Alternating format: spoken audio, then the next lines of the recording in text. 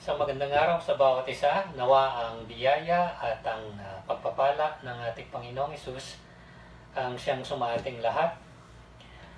Sa araw na ito, ating tatalakay ng isang napakahalagang paksa dahil maraming tao ang may katanungan patungkol sa ating mga pinagdaraanan. During the most difficult times of life, a lot of people are seeking for answers to address their confusions. Some articulate or verbalize their questions, and others continue to silently ask them deep within. Hindi pare-pareho yung mga tao. Ang ilan ay napakadali na ipahayag at itanong ng diretsahan ang kanilang katanungan. Ang ilan naman ay pinipili na maging tahimik, ngunit sa kanilang saloobin ay kanilang itinatanong ang mga ito. Are there really answers? If there are answers, where can I find them and how can I know what are the answers? Yan ang ating sisikapin na bigyan ng kasagutan o katugunan ang isa sa mga pangkalahatang pangangailangan ng sangkatauhan. Let us explore this universal need of human beings for answers to questions. But before that, we will consider a few preliminary matters. Kailangan muna na ating tingnan ang ating mga sarili. Let us look at ourselves and let us look deep within. We human beings have been endowed with something that is of great value but taken for granted. Tayo ay pinagkalooban at niregaluhan ng isang napakahalagang bagay na kuminsan ay hindi natin nabibigyan ng pansin dahil yan ay sangkap na ng ating pagkatao mula sa ating pagkamulat sa mundong ito. Yon ay ang kakayanan upang tayo ay magpahayag ng ating saloobin, kakayanan upang tayo magtanong at magsuri at maghanap ng mga kasagutan. This is part of our being created in God's image. It is a great endowment that has been taken for granted because it has been a part of who we are. Therefore, we are allowed by God, our great Creator, to seek answers. He likes that. Gusto ng Diyos yun. Kapag tayo ay naghahanap ng mga kasagutan sa ating mga katanungan. But if ever we will ask questions and seek for answers, kailangan ay sagutin muna natin ang katanungang bakit ako naghahanap ng kasagutan o bakit ako nagtatanong ng ganitong katanungan. Why? Because not all who seek answers seek them for the right reason. Many seek answers out of sincerity, but some do so in order to embarrass or even berate God. Maraming mga tao ang naghahanap ng kasagutan, nagtatanong. Dahil gusto nila talagang malaman ng kasagutan, ngunit mayroong ilan na nagtatanong upang ipahiya o upang ipahayag ang kanilang galit sa Diyos dahil sa inaakala nilang kamalian ng Diyos o hindi karapat-dapat pinahihintulutan o ginagawa ng Diyos. When problems of great magnitude happen to us and we don't have the ability to solve them by ourselves, we often go to God and ask why. This is legitimate and we are allowed to do it. But let us first check on ourselves. Let us check our attitudes and let us check our motives. Again, the questions that beg for answers are these. Where do I go when I want answers? How do I get the answers? And what are the answers? Dalawang bahagi ng kasulatan ang ating bibigyan ng pansin sa ating pag-aaral. Sa ikalawang sulat ni Apostol Pablo kay Timoteo, sa 3 kabanata, ay merong tagubilin si Apostol Pablo. At dito'y makukuha natin ang katugunan dito sa ating pinag-uusapan. 2 Timothy chapter 3, from verse 14 up to verse 17, this is what it says in the New International Version. As for you, continue in what you have learned and have become convinced of, because you know those from whom you have learned it, and how from infancy you have known the Holy Scriptures, which are able to make you wise for salvation through faith in Christ Jesus. All Scripture is God-breathed and is useful for teaching, rebuking, correcting, and training in righteousness, so that the man of God may be thoroughly equipped for every good work. The other passage is on the second chapter in verse 15. It says here, do your best to present yourself to God as one approved, a workman who does not need to be ashamed, and who correctly handles the word of truth. Where do we go when we need answers to our questions? There is a twofold answer to this. We go to God and we go to the Scriptures. We go to God simply because God knows everything. He has answer for all questions. Tayo ay pumupunta sa Diyos upang sa ganon magtanong at maghanap ng kasagutan dahil ang Diyos ang nakakaalam ng lahat ng bagay. Ang Diyos ang may kasagutan sa lahat ng katanungan. Alam niya ang nagdaan, alam niya ang pagkasalukuyan, alam niya ang panghinaharap.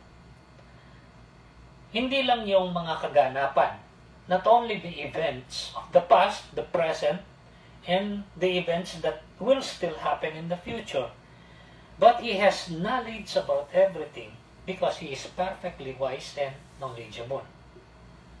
Siya ang lumalang ng lahat ng bagay, siya ang nagtataguyod ng lahat ng bagay, siya ang may kaalaman sa lahat ng bagay dahil siya ang sukdulang matalino at may kaalaman sa lahat ng bagay.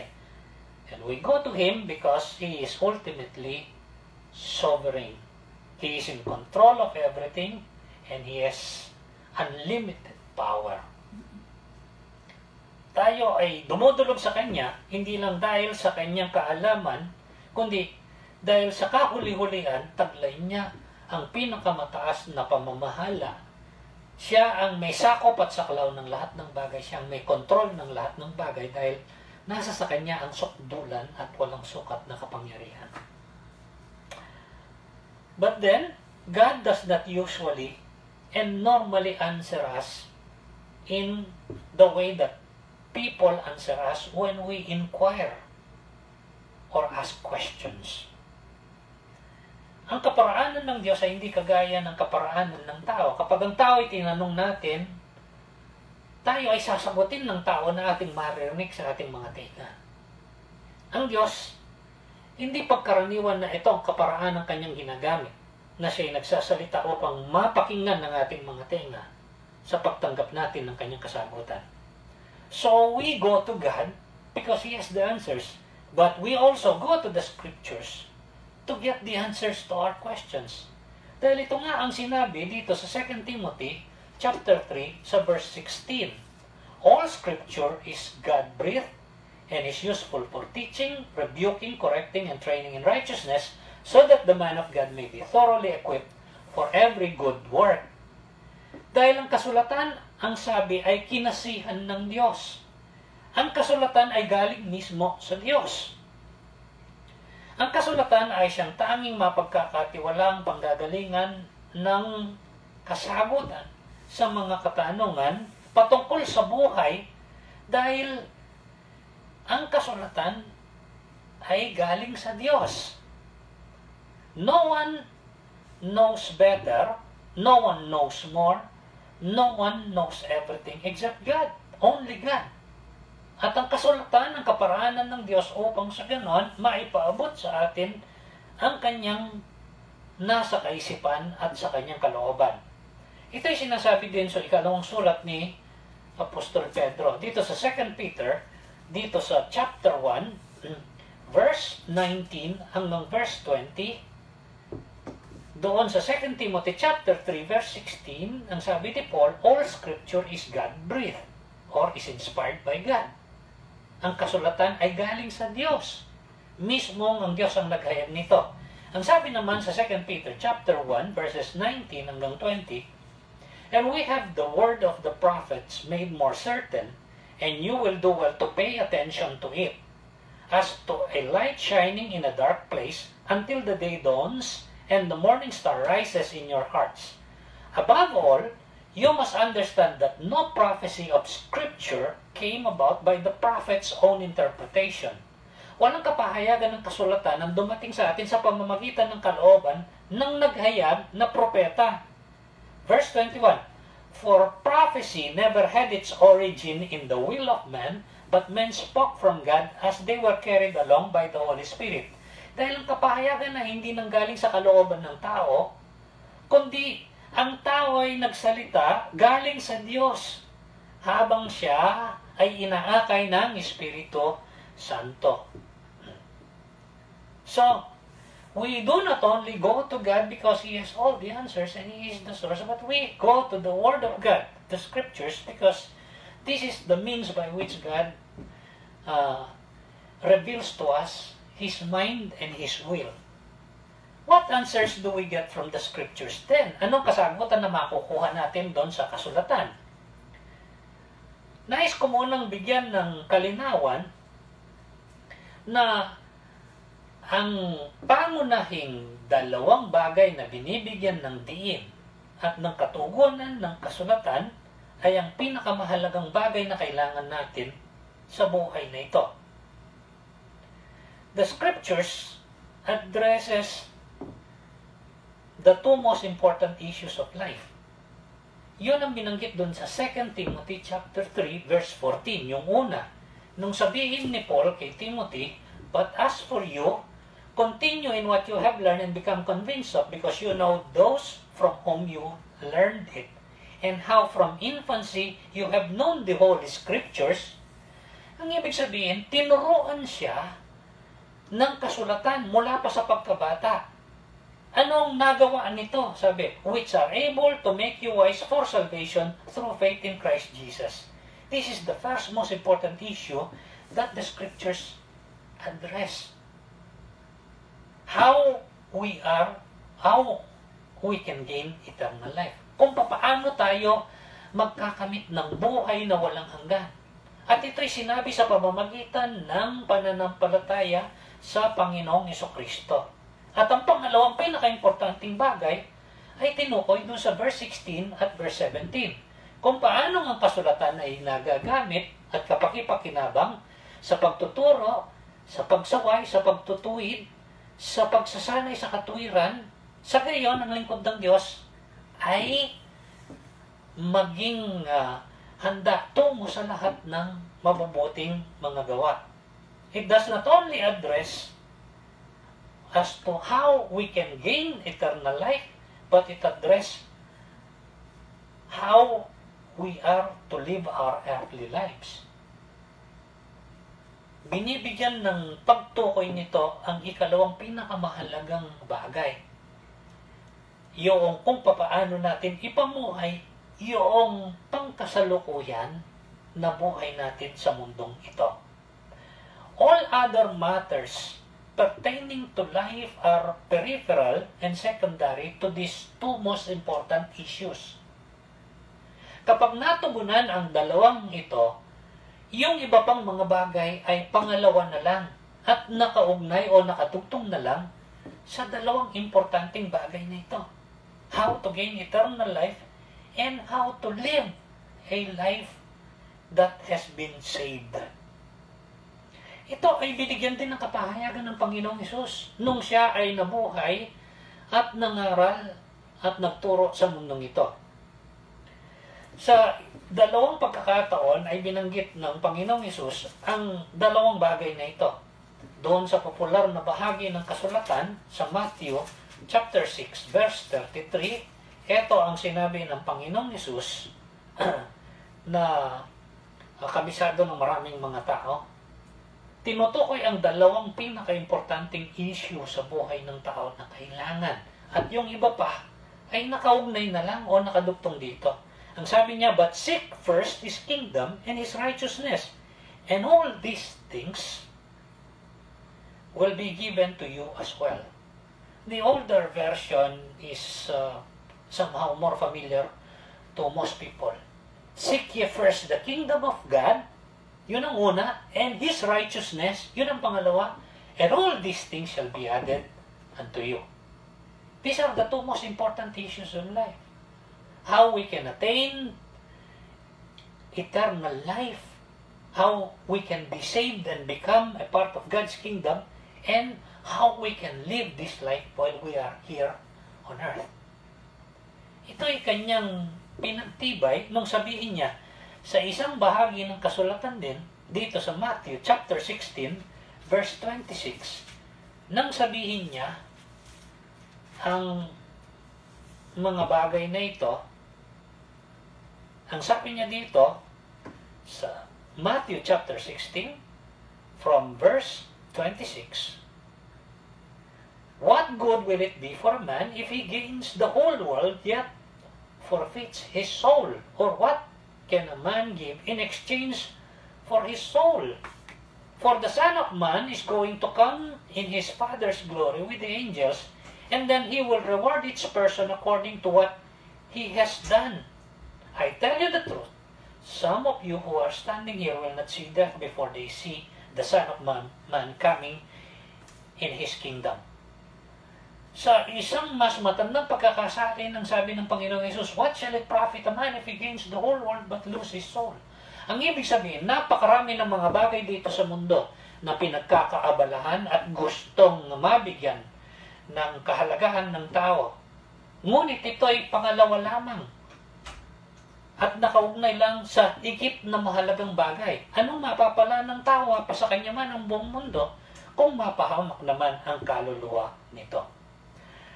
The issues of life and godliness are answered by God in His Word. Ito ang unang kailangan nating maintindihan muna. Bago tayo maghangad na makatagpo ng espesipiko o partikular na kasagutan sa bawat katanungan na taglay natin. Ito'y binanggit ni Pedro doon sa kanyang ikalawang sulat. Sa unang bahagi nito, in 2 Peter, dito sa chapter 1, verse 3 and 4, Peter also mentions about these two most important issues in life. Ang sabi niya, His divine power has given us everything we need for life and godliness through our knowledge of Him who called us by His own glory and goodness. Ito ang importanteng kailangan natin. Ang patungkol sa buhay na walang hanggan at patungkol sa kung paano ipamuhay ito habang tayo nandirito sa mundong ito. Uulitin ko, His divine power has given us everything we need for life and godliness through our knowledge of Him who called us by His own glory and goodness. Through this, He has given us His very great and precious promises so that through them we may participate the divine nature and escape the corruption in the world caused by evil desires. When we go to God seeking for answers to our questions, it does not mean that He will always give us all the answers we want. He will give us what is enough so that we will trust Him and depend on Him. Hindi ibig sabihin na dahil alam ng Diyos ang lahat ng kasagutan at dahil meron siyang kasagutan sa lahat ng katanungan, ay sa tuwing tayo ay dudulog sa Kanya at sa Kanyang kasulatan, makakatanggap tayo ng espesipiko at partikular na kasagutan sa lahat ng ito. Ang ipinagkakalob ng Panginoon ay yung sapat sa ating pangangailangan. He will give us the answers that we truly need. He will give us the truth. Ang ipagkakalob sa atin ng Panginoon ay yung mga kasagutan na tunay nating kailangan. Ang Kanyang ibibigay sa atin ay ang katotohanan. See, when we have questions, we seek answers from different sources. There is nothing intrinsically wrong with that. Kapag tayo may mga katanungan, natural sa atin na maghanap ng kasagutan galing sa iba't ibang mga maaaring pagkuhanan. Wala namang masama dito. Ngunit, ito kailangan tandaan natin. Not all answers coming from other sources, no matter how attractive these may be, are true. Hindi lahat ng kasagutan, maging ito man ay magandang pakinggan, ay palagi ang mapagkakatiwalaan o palagi ang totoo. But whenever God answers, His answer is always truth. Ngunit kapag ang Diyos ang siyang nagbigay ng katugunan o kasagutan, ang kasagutan niya ay tiyak at palagi ang katotohanan. Kaya nga sinabi ng Panginoong Hesus sa isa sa kanyang mga kapahayagan, sa kanyang mga alagad, I am the way, the truth, and the life. No one comes to the Father except through me. Because truth belongs to God. Ang sabi nga ng Panginoong Hesus, nang siya ay dumulog sa Ama, sabi niya, sanctify them with your word. Your word is truth. Therefore, we must not only seek for any answer to our questions, but we must search for the truth. Hindi tayo naghahanap ng kahit anong kasagutan. Yung ibang tao kasi sasabihin nila, basta may kasagutan. Ang importante may kasagutan. Ang hanapin natin ay hindi lamang basta kasagutan. Ang hanapin natin at saliksikin natin ay yung katotohanan. Truth may not always be the most acceptable answer for some people. No matter how clear this truth may be. But remember, truth never changes. God's word is eternally true. Heaven and earth will pass away, but the word of God will remain forever. So let us first be warned and reminded. Maraming mga tao noon at maraming mga tao ngayon ang naghahangad ng kasagutan sa kanilang mga katanungan. Pero ang gusto nilang mapakinggan at paniwalaan ay yung kasiyasiya sa kanilang pandinig at hindi yung katotohanan at yung tunay na kapakipakinabang para sa kanilang mga pangangailangan. This is why they will always remain disappointed and confused. Ang mga taong kagaya nito ay palagi ang mananatiling hindi nasisiyahan at nasa kalituhan. God knows this, and He warned us so that we will not be deceived. Doon sa 2 Timothy chapter 3 verse 14 hanggang 16 na binasa natin, pagtatapos nun, ito yung kasunod niya. Yung chapter 4 verses 1 to 5. Pagkatapos banggitin ni Apostol Pablo na ang dalawang pinakamahalagang bagay na kailangan ng tao ay tinutugunan ng kasulatan. Ang landas tungo sa kaligtasan o buhay na walang hanggan at kung paano makakapamuhay at may tataguyod yung buhay dito sa mundong ibabaw ayon doon sa kalooban ng Diyos. Ito kanyang sinabi sa chapter 4 verses 1 up to 5. In the presence of God and of Christ Jesus, who will judge the living and the dead, and in view of His appearing and His kingdom, I give you this charge.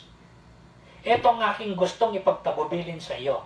Sabi niya kay Timoteo, preach the word, be prepared in season and out of season. Ipangaral mo ang salita ng Diyos, maging handa ka sa lahat ng kapanahunan. Sabi niya, correct, rebuke, and encourage with great patience and careful instruction. Ikaw ay magtuwid, ikaw ay sumaway, ikaw ay magpalakas ng loob na merong pagtityaga at maingat na pagbibigay ng mga patnubay. For time will come when men will not put up with sound doctrine. Instead, to suit their own desires, they will gather around them a great number of teachers to say what their itching ears want to hear. They will turn their eyes away from the truth and turn aside to myths. But you keep your head in all situations, endure hardship, do the work of the evangelist, discharge all the duties of your ministry. Kaya nga ito ang utos na ni Apostol Pablo, tagubilin niya kay Timoteo na hindi siya magsawa na magpahayag ng salita ng Diyos. Dahil dito lang makukuha ng tao ang tunay at nararapat na kasagutan sa anumang katanungan patungkol sa buhay na kanilang kinakailangan. Gayunpaman ang sabi niya, maraming mga tao noon at ngayon ang hindi makapagbabata sa wastong turo at aral.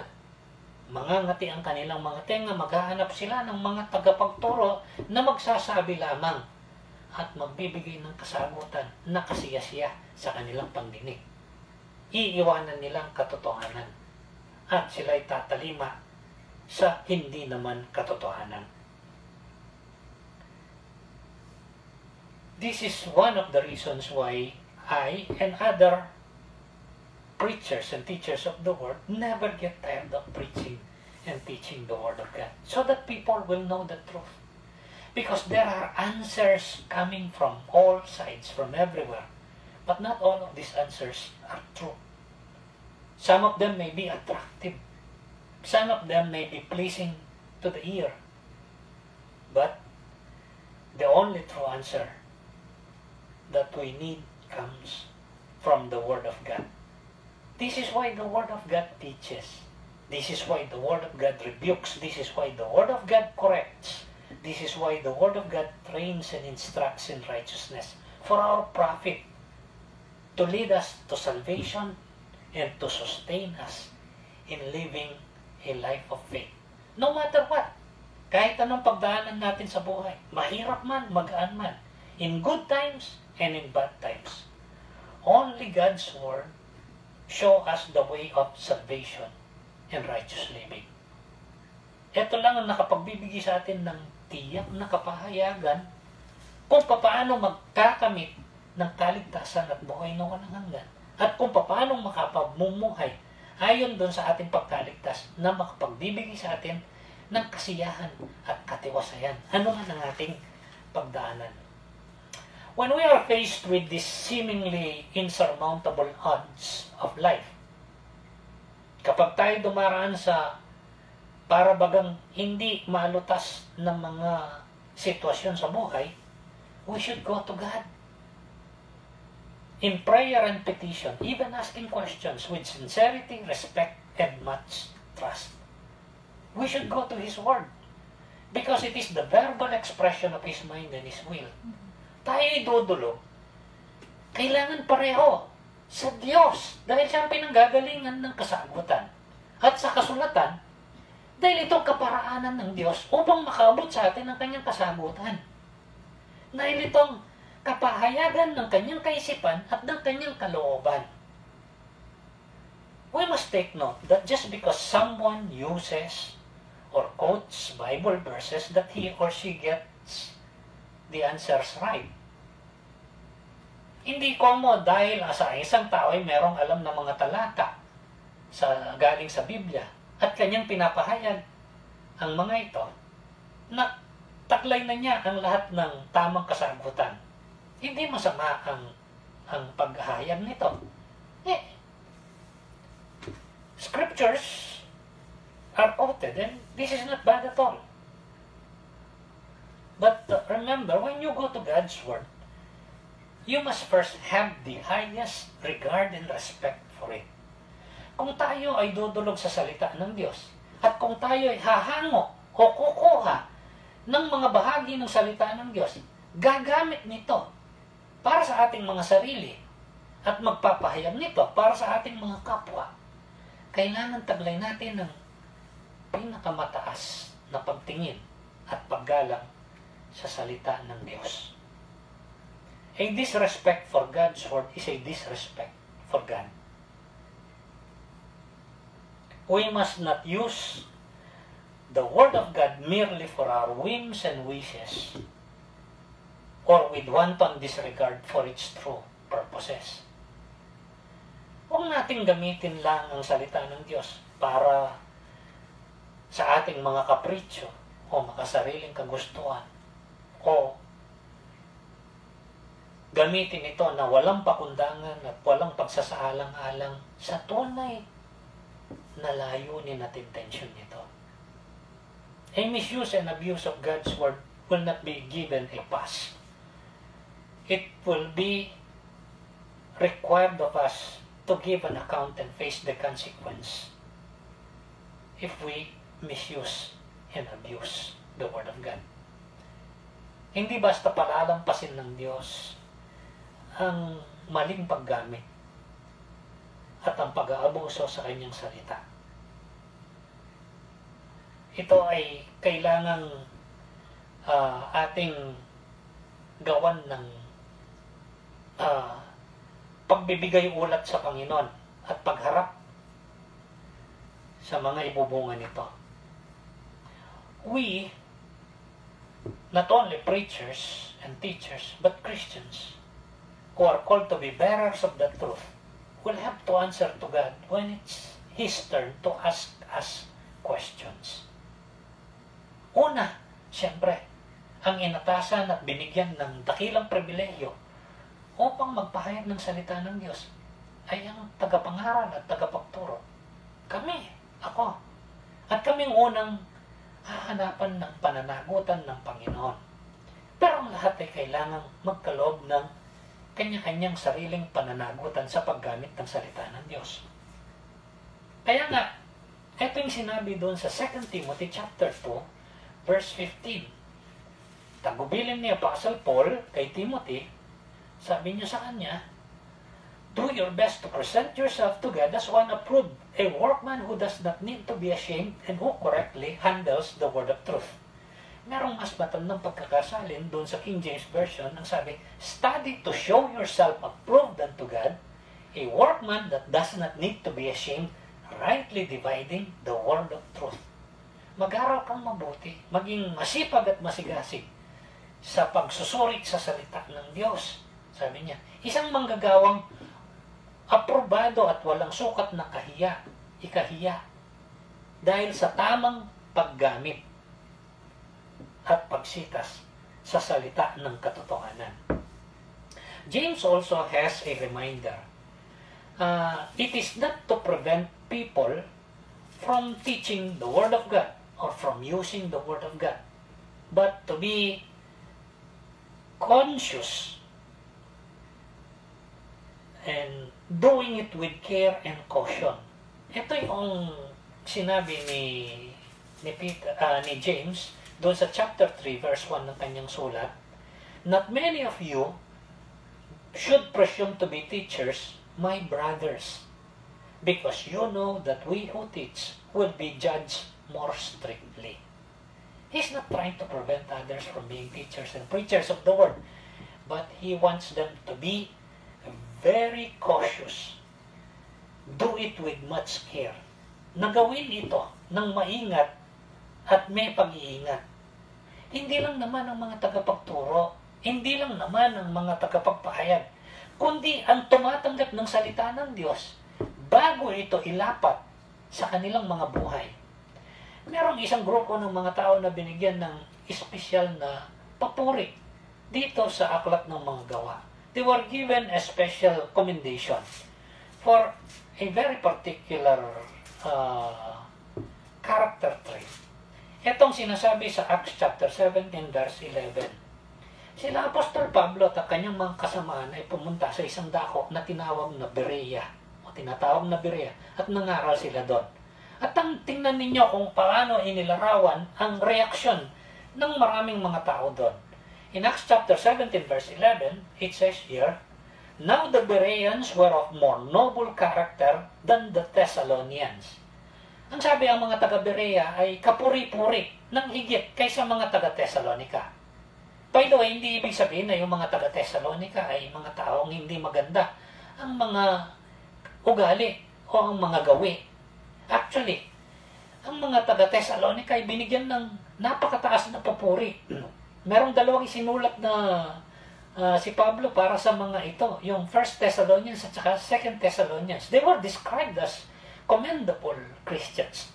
Pero sabi dito, the Bereans were more noble than those in Thessalonica in one aspect, sa isang aspeto. Sabi niya dito, sa kasunod, for they received the message with great eagerness and examine the scriptures every day to see if what Paul said was true. Ito, natatangi sa kanila na special na binigyan ng papuri. Dahil masugid nila at tuwang-tuwa na tinanggap ang mga kapahayagan. Ngunit, kanilang sinuri ang kasulatan araw-araw upang tiyakin na yung sinabi ni Pablo sa kanila ay katotohanan.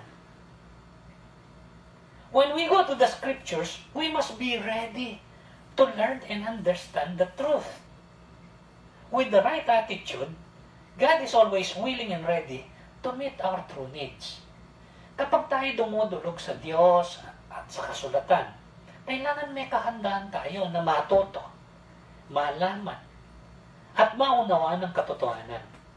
Kung tama ang ating mga saloobin, ang ating mga layunin, ang Diyos ay laging handa at bukas palad na tinutugon ang ating mga tunay na pangangailangan. Yun ang sinabi doon sa 2 Timothy chapter 3 verse 16. The scripture is useful.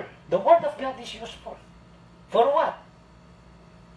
For teaching, for rebuke or reproof, for correction, for training in righteousness. Through the scripture, God tells us what is right and who is right. Yun ang teaching. Sa pamamagitan ng kasulatan, ipinapaabot sa atin ng Diyos kung ano ang tama at kung sinong tama. Through the scriptures, God tells us what is wrong and who is wrong. That is rebuke and reproof. Sa pamamagitan nito, ipinapaabot sa atin ng Diyos kung ano ang mali at kung sino ang mali. Through the scriptures, God tells us what to do to make things right when something goes wrong. That is correction. Sa pamamagitan ng kasulatan, pinapaabot sa atin ng Diyos kung paano maitama ang isang kamalian. Through scriptures, God tells us how to live in goodness toward the good end. Sa pamamagitan ng kasulatan, pinapaabot sa atin ng Diyos kung paano tayo mamumuhay sa kabutihan o sa katuwiran tungo sa mabuting kahihinatnan. Itong tinatawag nating pagsasanay sa katwiran, training in righteousness. Legitimate questions shall receive right answers. Ang mga lehitimong katanungan natin ay makakatanggap ng tamang kasagutan. But foolish questions, or those asked foolishly, shall be rebuked and corrected.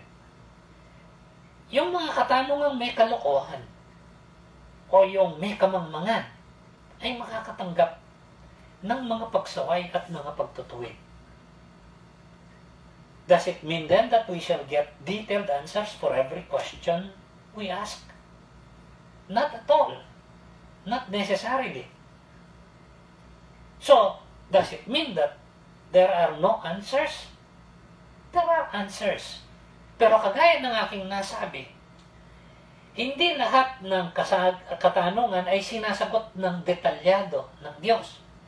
Kundi nagbibigay siya ng sapat upang sa ganun tayo magdepende at magtiwala sa Kanya. Dahil ang pinagkakaloob niya sa atin ay yung kasagutang ating tunay na kailangan, yung katotohanan. Whenever we ask questions and we do not get a clear and categorical answer to that question that we ask God, then the answer to our question is God Himself. Kapag tayo nagtanong at hindi pa tayo makakuha ng isang malinaw at tiyak na kasagutan, detalyado, na tutugon at tutugma doon sa ating katanungan, ang kahulugan nito, ang kasagutan, ay ang Diyos. He is all we truly need. Go to God and go to His Word when you have questions needing answers. With sincerity, reverence, and trust, you shall get answers. Not necessarily the answers you want, but the answers you need. Paul learned this. Kaya nga, sa isang bahagi ng kanyang mga sinulat, doon sa 2 Corinthians chapter 12 verse 9, he concluded, during the time that he was going through difficult times, and there is an obstacle in what he's doing, yung tinatawag na kapansanan sa kanyang pangangatawan, hiningi niya sa Panginoon na ito'y alisin ng makaitlong beses. Hindi siya nagtanong kung bakit. Pero, naunawaan niya. Napagwari niya ito. At anong nakuha niyang kasagutan? Ang sabi sa kanya ng Panginoon, my grace is sufficient for you. For my power is made perfect in your weakness. Ang aking biyaya ay sapat sa iyo dahil ang aking kapangyarihan ay nagiging ganap sa iyong kahinaan.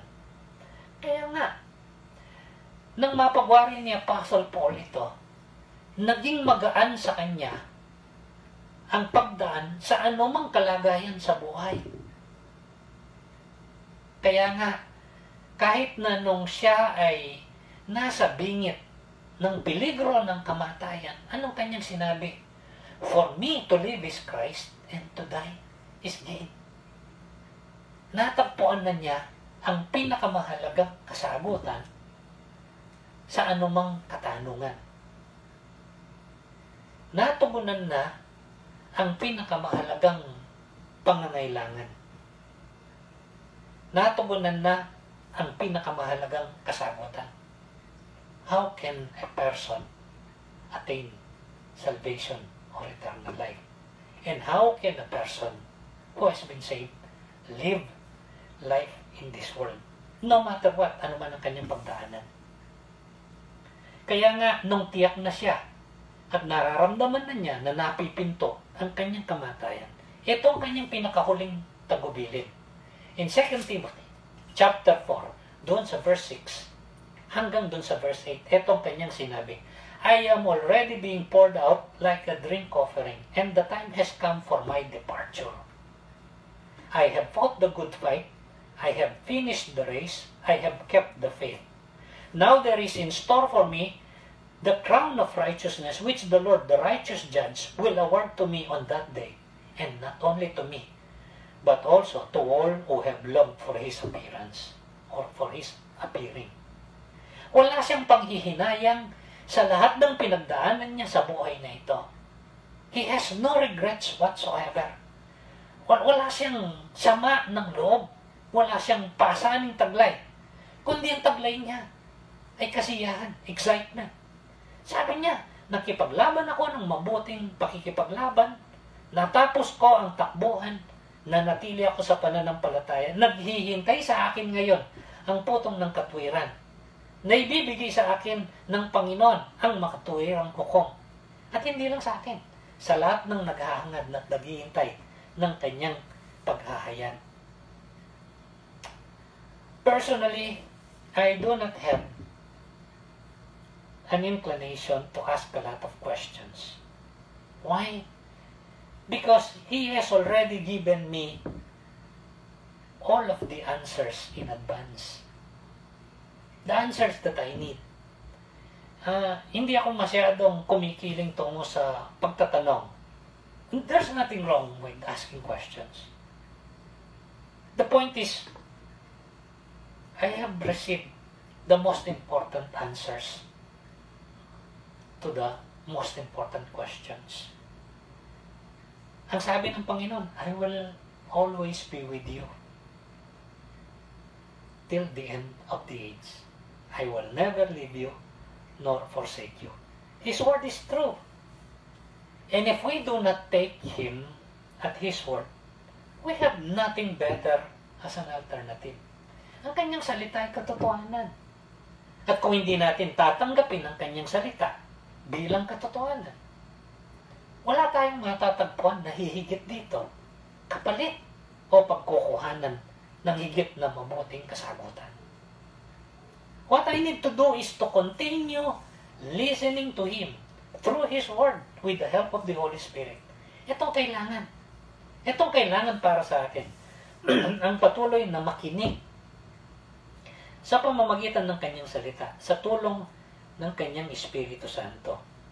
That is why Paul advised Timothy about this. Ito sa 2 Timothy chapter 3 verse 14. Muli, ang sabi niya, but as for you, continue in what you have learned and have become convinced of, because you know from whom, those from whom you have learned. What has he learned? Sabi dun sa kasunod, verse 15, and how from infancy you have known the Holy Scriptures. He has learned so much from the Scriptures. Mula pa sa pagkabata niya, tinuruan na siya ng kanyang magulang, ng kanyang ina, ng kanyang lola, ng kasulatan. Inilatag na sa kanya ang pinakamahalagang kaalaman na dapat niyang matanggap. At ito'y pinapaalala na lang palagi sa kanya. You know what? In our human experience, kapag ang isang tao ay naging magulang, ang isa sa kauna-unang nagbibigay ng excitement sa isang magulang habang lumalaki ang kanyang supling ay kapag nagpapasimula na itong magsalita. At pagkatapos magpasimulang magsalita ay kapag nagpapasimula ng magpahayag. At ang ilan sa mga unang pagpapahayag ng isang batang paslit ay mga katanungan. Human parents get excited when their young kids begin to talk. And then they begin to ask a lot of questions because it's a sign that they are beginning to learn. It's a great opportunity to impress in them what we adults think are most important things in life. But as time goes on, and as they keep on growing, sometimes they keep on asking about this and about that, or about matters that we have already answered, and matters that we thought that by this time they should have understood. And what happens? We sometimes become irritated and agitated. Kapag lumalaki na yung bata, at kung minsan patuloy pa rin tanong ng tanong, at kung minsan nagtatanong sa mga bagay na itinuturing natin na hindi naman ganun kahalaga, o kaya nagtatanong sa mga bagay na ating alam na atin nang itinuro na ngayon ay dapat naintindihan na nila, dumarating ang pagkainis at pagkabagot dahil sa pagtatanong na ito. It is a good thing that God is not like us in this way. Ito ay napakagandang bagay na Diyos ay hindi natin kamukha sa bagay na ito. Why? Because no matter how we come to Him with questions, He is still patient, loving, and kind. He never gets tired of listening to us. Ang Diyos ay napakatyaga. Ang Diyos ay napaka-mabuti, napaka-mapagmahal. Hindi siya nagsasawa na makinig sa atin. Gayon pa man, alam nyo, inaasahan ng Diyos na tayo ay matuto. Inaasahan niya na tayo ay makaunawa. At kahit tayo natututo na at nakakaunawa, tayo tinuturuan pa rin niya.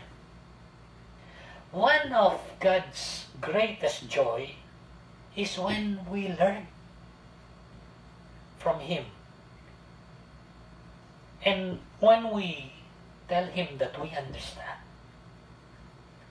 then the joy of God becomes our joy as well. Then we rejoice in the Lord. Then His joy becomes our strength. Then our confusions, pains, and sufferings are superseded by His joy, which is also our joy. Sa pamamagitan nito ay nasasapawan ang ating mga kalituan, ang ating mga hirap, ang ating mga bigati. Ang kagalakan ng Panginoon ay nagiging kagalakan natin. If you have questions, and surely you will, God have the answers. Go to God. Go to His Word. But don't just listen. Don't just read His Word. Don't just quote His Word for mere appeasement, for temporary relief, or for entertainment. Pagdudulog tayo sa Kanya, huwag lang tayong makinig at magbasa, at huwag lang nating i-quote yung salita niya para lang mabigyan tayo ng pampalubag loob, magkaroon ng panandaliang kagaanan, o ma-entertain tayo. Hindi naman napakasama nito. Pero kapos ito doon sa layunin ng Diyos. We must be willing and ready to learn and understand. Kailangan may kahandaan tayo. At may bukas na puso upang tayo ay matuto at makaunawa.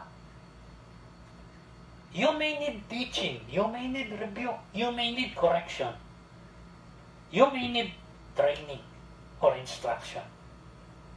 When you learn and understand, something good will always come to you. And something good will always come out of you. Ito yung kagandahan ng buhay ng isang kumikilala at nagtitiwala sa Diyos. Let us keep it that way. Heaven and earth will pass away. The Word of God will remain forever. We will always have questions. We can always go to God. And we can always go to the Scriptures. Let us search for answers.